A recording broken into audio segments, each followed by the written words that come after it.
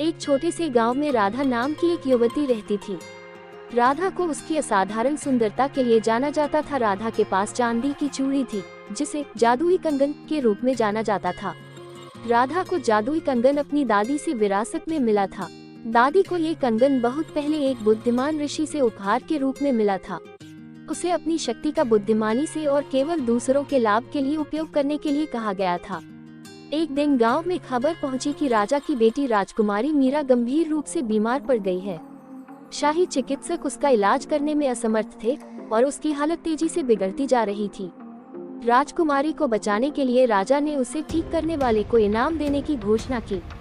जब राधा ने राजकुमारी की दुर्दशा के बारे में सुना, तो वह जान गई कि जादुई कंगन की शक्ति का उपयोग करने का समय आ गया है। राधा राजकुमारी के पास महल में गई और उसने अपनी कलाई पर से कंगन खिसका दिया और राजकुमारी के ठीक होने की हार्दिक कामना की। जैसे ही उसकी इच्छा बोली गई, जादुई कंगन ने एक दीप्तिमान चमक बिखेरना शुरू कर दिया। तभी उसने राजकुमारी मीरा को महल के द्वार के पास पूरी तरह से स्वस्थ पाया। राधा के चमत्कारी उपचार की खबर तेजी से पूरे राज्य में फैल गई, जो स्वयं राजा के कानों तक पहुंची। कृतज्ञता और जिज्ञासा से भरे राजा ने राधा को महल में बुलाया। जादुई कंगन पहने हुए राधा ने महल में प्रवेश किया और कंगन की जादुई क्षमताओं की कहानी सुनाई। राजा चकित थे, लेकिन उन्होंने जादुई कंगन का परीक्षण करने का फैसला किया।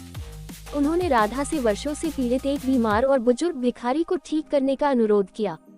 बिना किसी हिचकिचाहट के राधा मान गई और भिखारी को खोजने के लिए राजा के साथ चली गई।